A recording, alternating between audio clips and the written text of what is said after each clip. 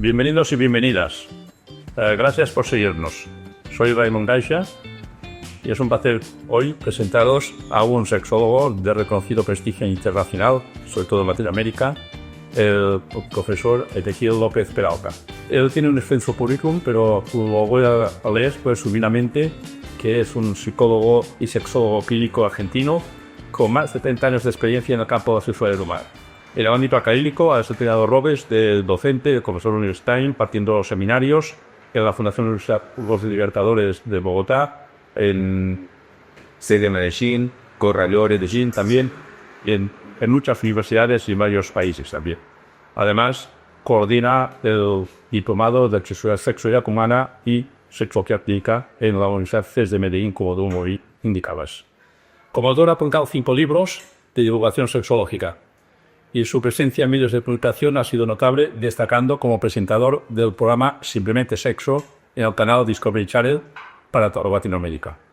Actualmente tiene su podcast y una fuerte presencia en medios digitales, en particular en su comunidad de Instagram, que podéis seguir todos los oyentes de este podcast.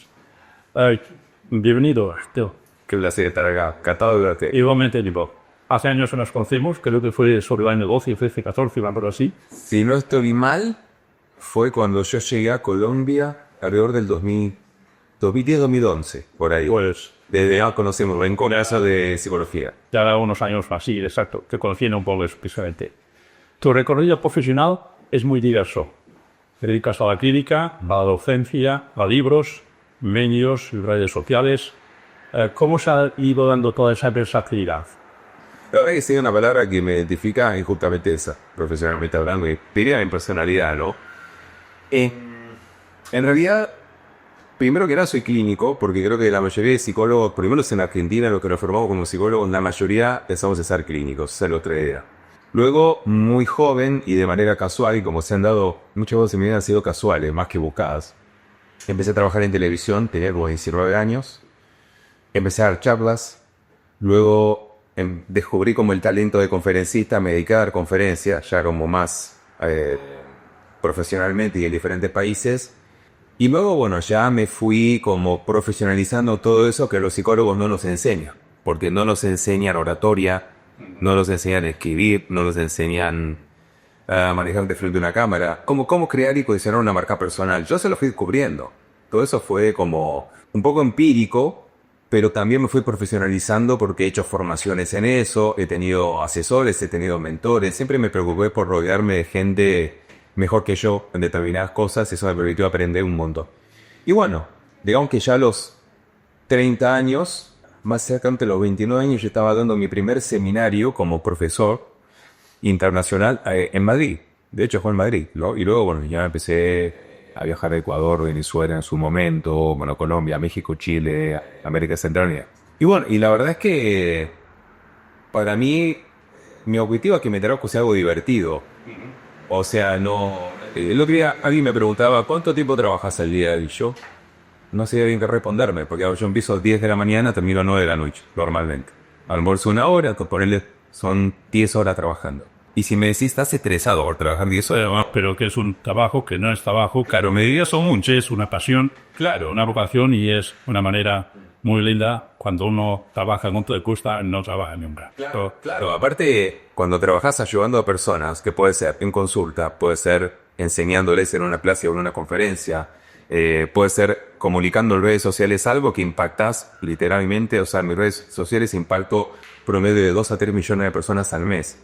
Y eso, digamos, implica que a mucha gente le llego con una idea, con un concepto, con una recomendación, probablemente cambiándole su forma de pensar o su forma de actuar, o haciendo que genere cambios en su dinámica íntima, y yo ni me entero. Estoy ayudando a miles de personas todo el tiempo y no me entero, y eso me da una gratitud enorme.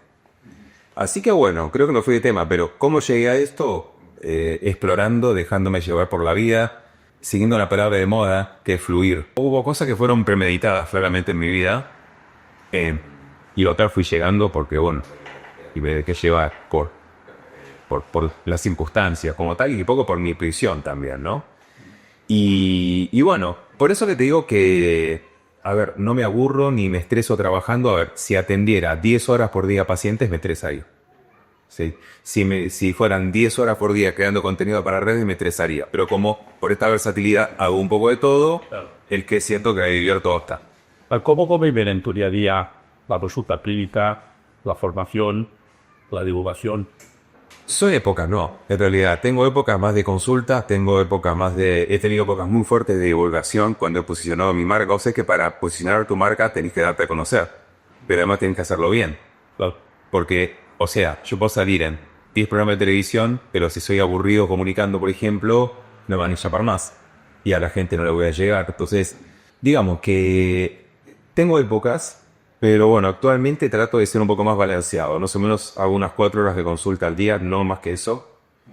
Salvo por ahí épocas que por alguna razón tengo que concentrarlas más, pero son usualmente 4 horas por día.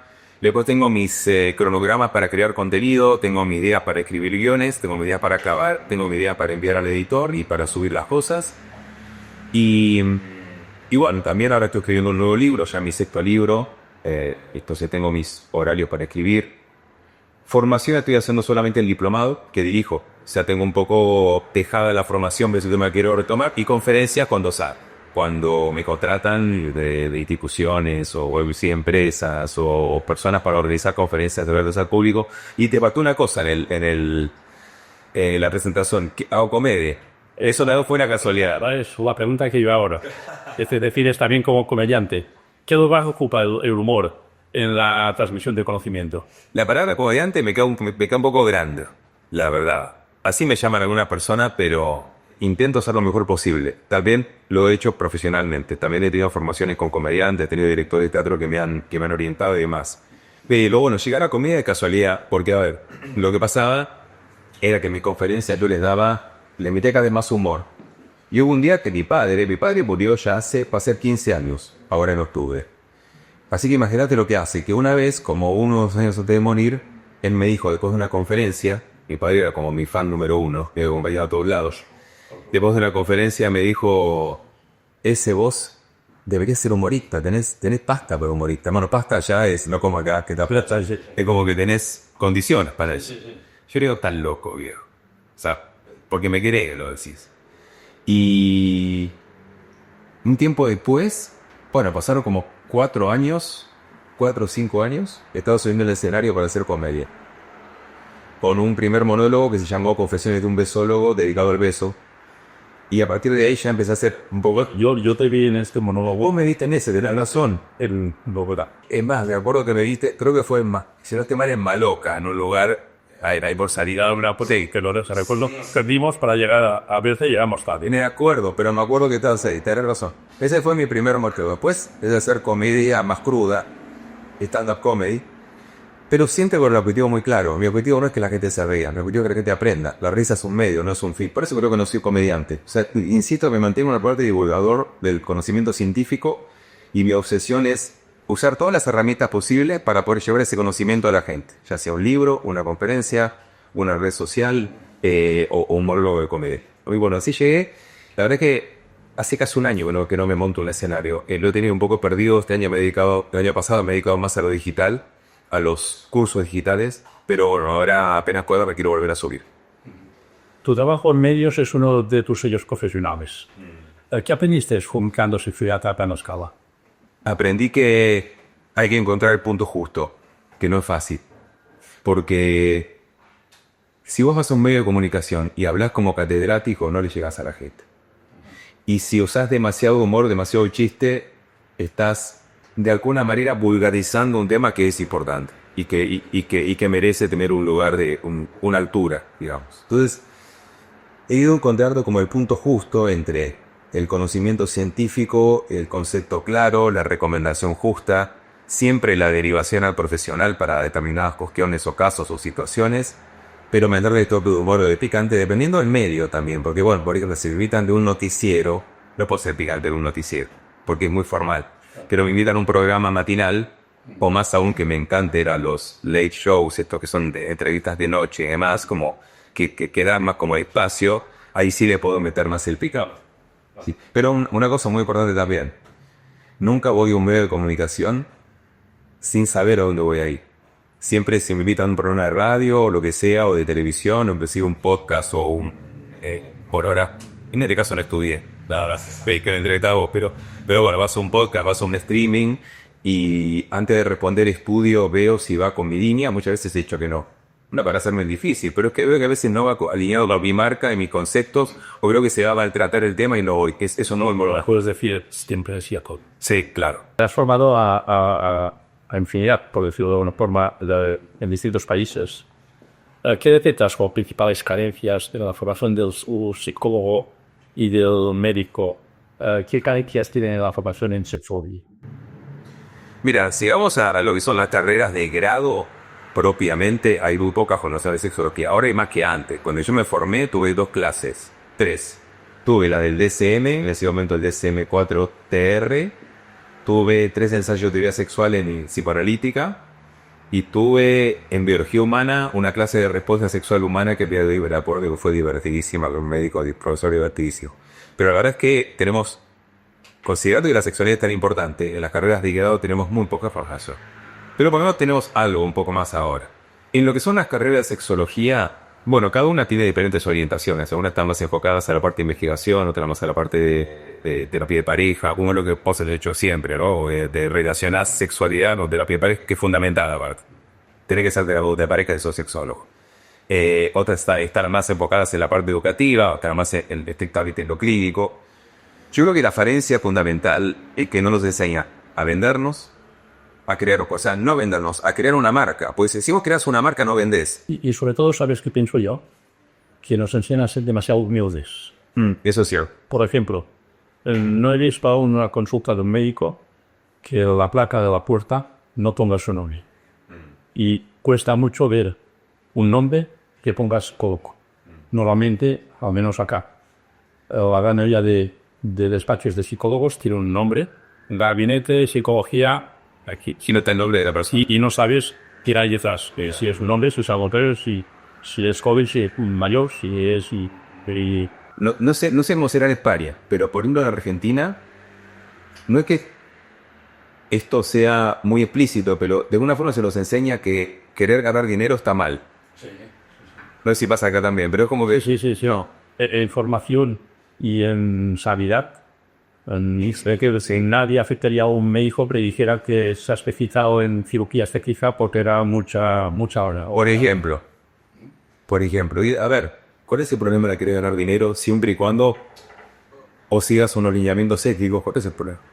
O sea, si tenés que dar la ética y los códigos deontológicos y demás, ¿cuál es el problema? Entonces, creo que eso a veces nos limita un poco, porque eso es lo que limita a crear una marca personal. Como te decía recién, cuando aprendemos a crear una marca personal, no tenemos que preocuparnos de vender, porque vendemos solos. Sí, ese es el punto. Esa es una gran falencia, y la peor falencia de todas. Sí, a ver, aquí te ha pasado una cosa parecida a lo que me ha pasado a mí.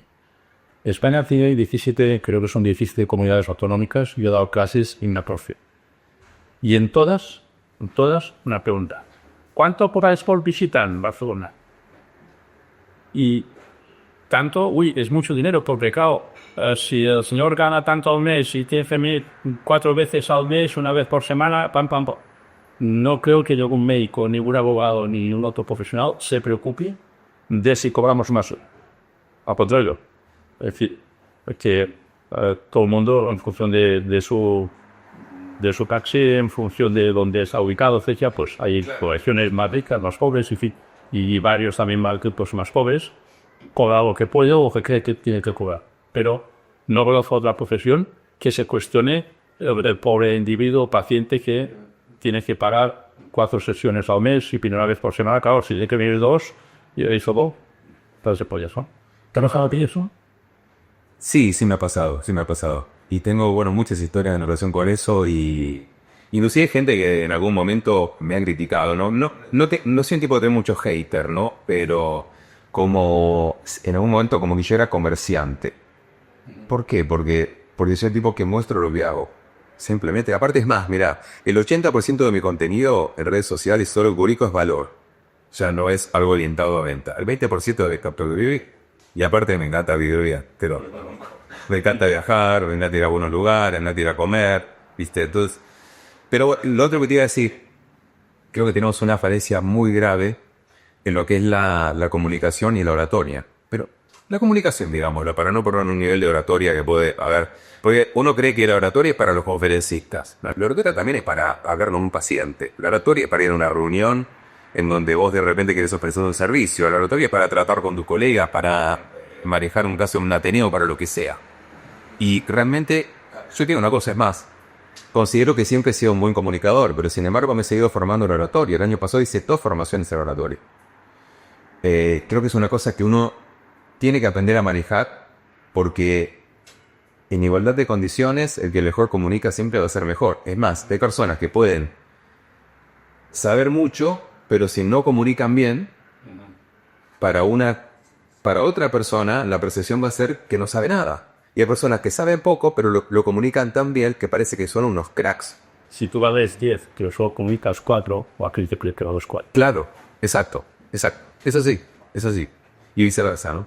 Entonces, bueno, creo que esto no implica que no tengamos que ocuparnos de tener una buena formación y una buena actualización. Eso es fundamental. Pero también es fundamental una buena comunicación, un buen marketing, y hoy tenemos que saber de marketing digital, claramente. ¿Sí? Y hay una cosa más, te diría. Creo que tanto como profesionales como también como personas tenemos que aprender cuál es nuestro valor diferencial. Si yo te dijera cuál es la principal razón de mi éxito en redes sociales, es que soy un tipo que te puede gustar o no, porque obviamente no le gusta a todo el mundo, pero cualquier persona dice, este es distinto. O sea, no hay otro como él. De hecho, es el mejor piropo que me puede decir. Sos único, sos distinto, sos un personaje, algo. Entonces, como digo, te puede gustar o no te puede gustar, pero marcar una diferencia. Y bueno, desde un lugar que sea un personaje, y esto lo vas a encontrar. ¿Qué significa para ti hablar de sexualidad de una forma o de una manera natural? Significa, te diría, que sea hablar de sexo como hablar de cualquier otra cosa. Hablar de sexo en cualquier lugar como si estuvieras en el living de tu casa. Que sea una temática en donde hablas de sexo y no empezás como a rascarte la cabeza, ¿viste? A sentirte incómodo. Que sea, hablamos de sexo, o sea, como si habláramos, no sé, de fútbol, bueno, de morir. Le vamos del fútbol, nosotros tampoco estamos muy tranquilos. De verdad, te claro. Pero que no sea todavía no entiendo por qué sigue siendo un tema tan urticante, tan difícil. Hombre, 2000 años de historia represiva. Sí, es cierto, pero a veces es más fácil hablar de política, de violencia, no sé, la sexualidad, que es algo tan natural de lo que estamos dotados con el objetivo, entre otros. Gracias a ello estamos aquí. Claro, por eso estamos acá, ¿no?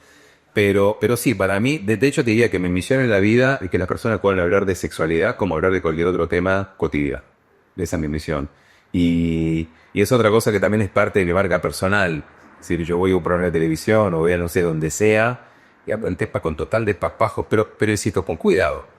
Porque también hay que enaltecerlo, hay que enaltezarlo.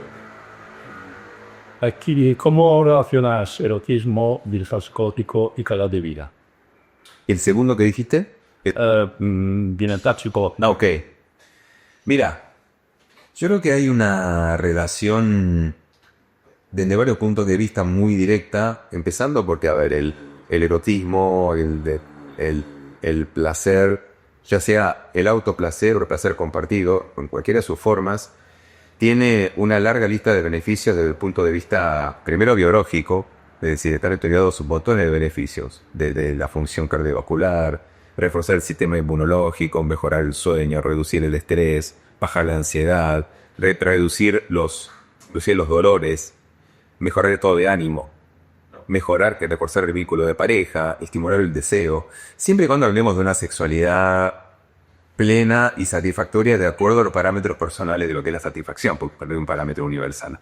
Entonces, digamos que hay una relación directa entre el placer, el disfrute, por supuesto el erotismo que está en medio de todo eso, y una buena calidad de vida, una buena salud, tanto física como psicológica, como de vínculos, ¿no? Y bueno, te diría que es también un poco mi lucha en diferentes ámbitos, en el ámbito corporativo, por ejemplo, que las empresas entiendan que sus empleados deben recibir no solamente formaciones, ayuda, no sé, en determinados temas como, no sé, liderazgo, motivación, inteligencia artificial, qué sé yo, pero también que aprendan de sexualidad, porque una persona que tiene la mejor vida sexual es una persona que afronta mucho mejor las vicisitudes cotidianas del trabajo. Además, hay muchos estudios. Por eso leía uno que decía que cuando una persona tiene un problema sexual, ¿no? Suponete que tienes un episodio, una pérdida de eso, hoy con tu pareja, o con alguien, no importa. Mañana vas a estar entre 15 y 30 veces en el día pensando en lo que te pasó anoche para tratar de entender qué es lo que te pasó, por qué te pasó, qué pensará la otra persona, cómo eso va a repercutir en tu vínculo. Y tu hago la imagen of autoestima también. Claro, se dirá letal. Claro. De hecho, hay un concepto que es el autoestima sexual, que tiene una serie de componentes, en donde están la capacidad para recibir placer, la autopercepción que tenemos a nivel de nuestro cuerpo, que tanto nos atraemos, cómo manejamos la sexualidad en relación con la ética. Hay una cantidad de cosas, y hay inclusive una escala que se llama escala Inventario de Autoestima Sexual, que es del año 1982, que es para mujeres en ese caso, y que establece qué tan alta es la autoestima sexual de una mujer. Eso puede ser para fuerte también. Entonces, bueno, creo que ocuparnos de tener una buena vida sexual es ocuparnos de tener una buena salud y una buena calidad de vida. ¿Vale? ¿Qué tipo de herramientas prácticas podrían dar a las personas a mejorar su vida sexual? A ver, hay muchas herramientas, pero algunas puntuales. La meditación es una. No la meditación, viste, de tirar los ojos para atrás y estar una hora, no sé, haciendo una postura determinada, sino es... La meditación puede ser simplemente un momento de conexión con vos mismo, un momento de presencia, como la meditación, las técnicas de respiración consciente también funcionan muy bien, sobre todo para bajar la ansiedad. El deporte, más que el deporte, la actividad física, o el deporte es algo más profesionalizado, pero una actividad física frecuente, no menos 3 veces por semana, combinar fuerza con cardio, es fundamental, manejar el estrés, que a ver, el estrés no es solamente si trabajas mucho, en realidad creo que el peor estrés que podemos tener es cuando sentimos que nuestra vida real no coincide con con la vida que queremos. Es el peor estrés de todos. Entonces, tratar de cumplir los sueños, tratar de vivir las cosas que queremos vivir. Una alimentación saludable, acaban de cambiar la pirámide nutricional y es noticia en todo el mundo. Pero bueno, creo que en realidad refleja cosas que ya sabíamos hace un buen tiempo, pero una alimentación equilibrada, con un buen balance de nutrientes, es fundamental. Y me parece a mí, ya más entrando en lo que es el erotismo, lo que decíamos recién, hablar de sexualidad con la pareja como hablamos cualquier tema. Y es curioso, pero hay personas que tienen una muy buena comunicación sexual, una buena comunicación con su pareja, pero no una buena comunicación sexual. Entonces, eso es fundamental. Ser creativos en la intimidad, no repetir guiones, ocuparnos de siempre aprender cosas distintas, ¿no? Creo que todo eso es fundamental para una buena vida sexual. Si tuvieras que elegir algunas habilidades esenciales para destacar como sexólogo clínico, ¿cuáles serían? Bueno, a ver, quizás un poco redundante, pero a ver, diría primero tener una muy buena formación en psicopatología sexual, en disfunción sexual, dependiendo un poco a qué te quieras dedicar, pero entender muy bien cómo es la función sexual, cómo es la disfunción sexual, y una buena formación de terapia sexual. Personalmente trabajo con modelo cognitivo-conductual. Y bueno, viste, cada uno va haciendo su mix, pero bueno, también manejo cosas de sistémica, manejo cosas llamadas de orden humanista, pero mi base es cognitivo-conductual, dependiendo también el motivo de consulta. A veces soy más cognitivo, a veces soy más conductual. Entonces, bueno, como te digo, primero una buena formación clínica, segundo una buena formación de terapia de pareja, es una habilidad fundamental que tenemos que tener. Tercero, creo que es una habilidad a la cual se le da poca atención en las formaciones y que es el manejo de la entrevista sexológica, que tiene que ver con las habilidades de comunicación. Pero pueden entender que la entrevista sexológica es un escenario muy particular. Es decir, atender un paciente o una pareja con una disfunción sexual es muy diferente a atender a alguien por otro tipo de situación. Y requiere de un abordaje particular también, ¿no? De una empatía, de un cuidado, de un manejo de las tensiones que puedan darse, sobre todo en una primera entrevista. Entonces, creo que un sexólogo clínico debe entender las habilidades sociales aplicadas a la entrevista sexológica. Y luego vos hablabas de la humildad hace un rato, ¿no?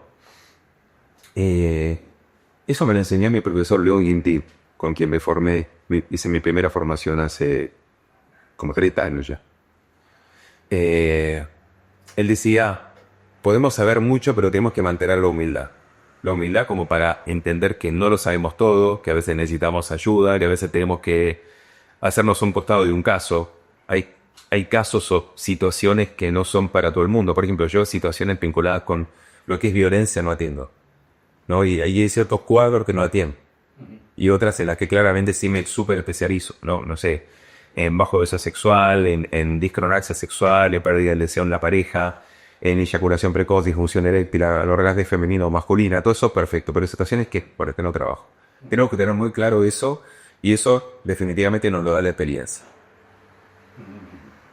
¿Cómo se entrena la creatividad y se evita caer en la rutina profesional? ¿Profesional o erótica? Era condicionado. Estaba pensando en la otra, pero... Mira, para ser creativo tenemos que soltar un poquitito el manual.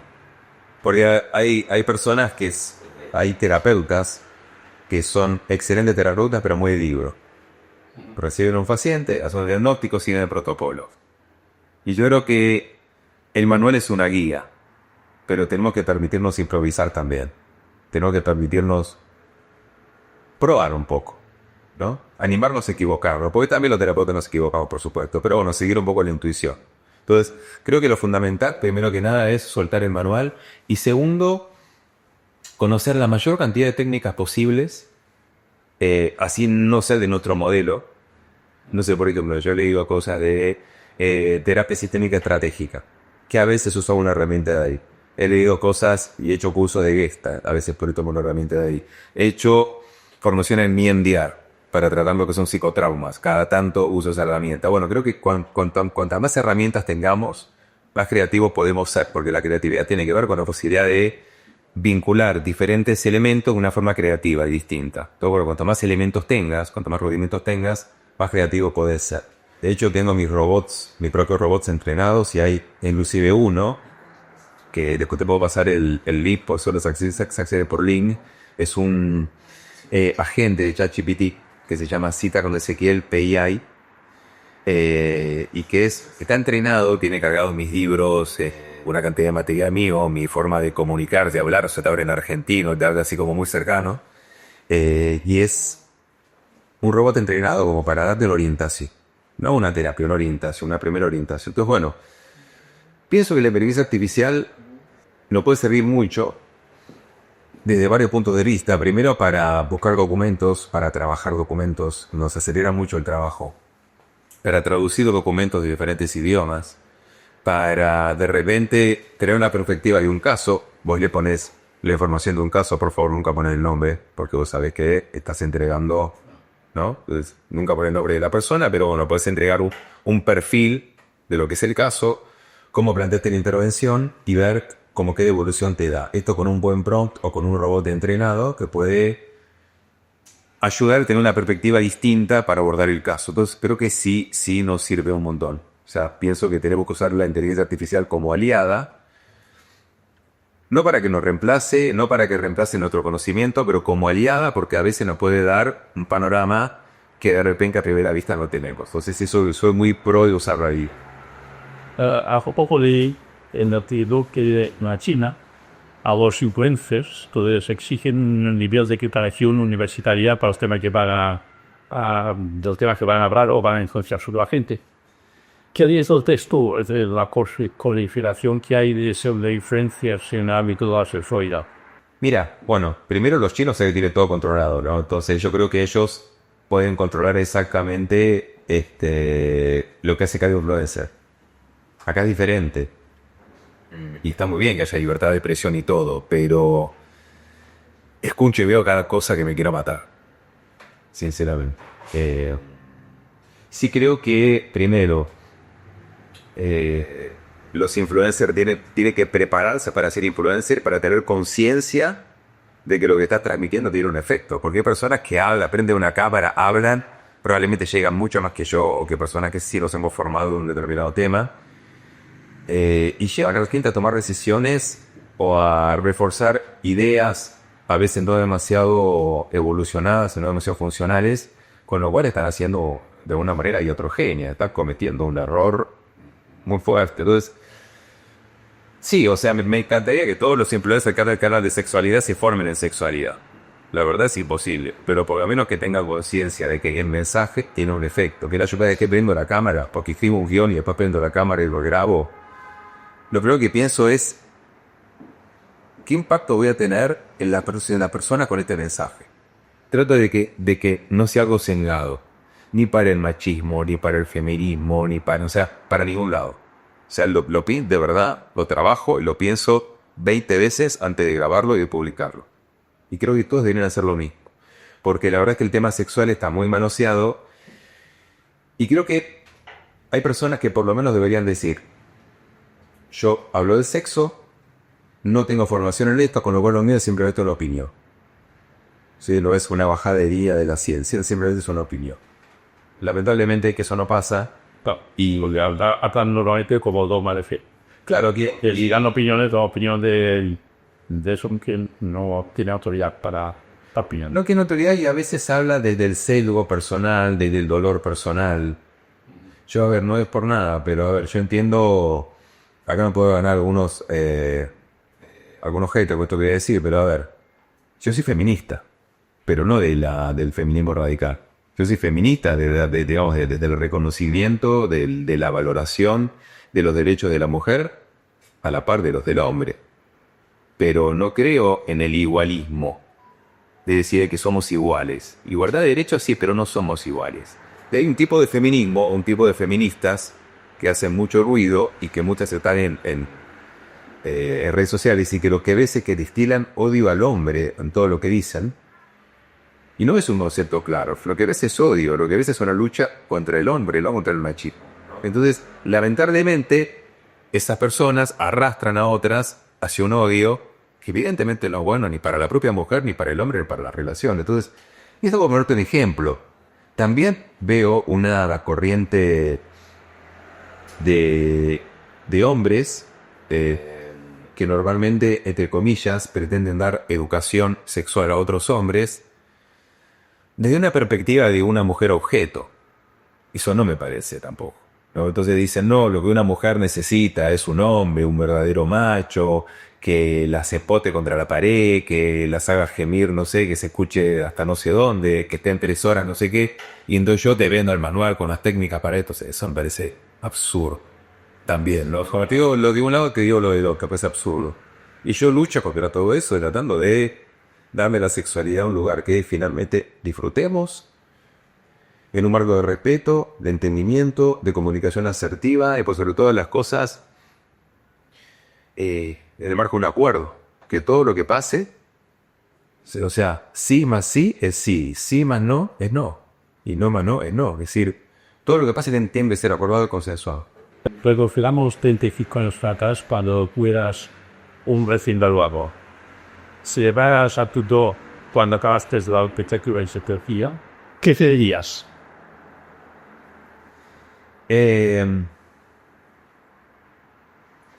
La verdad que elegí el camino correcto, siento eso. Y tuve suerte porque lo encontré rápido. Porque hay personas que hasta llegar a un desarrollo profesional que los satisfaga, tienen que pasar como por varias paradas intermedias. Y está bien, es parte de un proceso, ¿no? Pero hay gente que dice, encontré mi especialidad o encontré hasta mi profesión, lo que sea, no sé, a los 40 años, a los 50 años, que está bien. No. Pero yo a los 22 era psicólogo y a los 24 era sexólogo. Y ese es el amor de mi vida.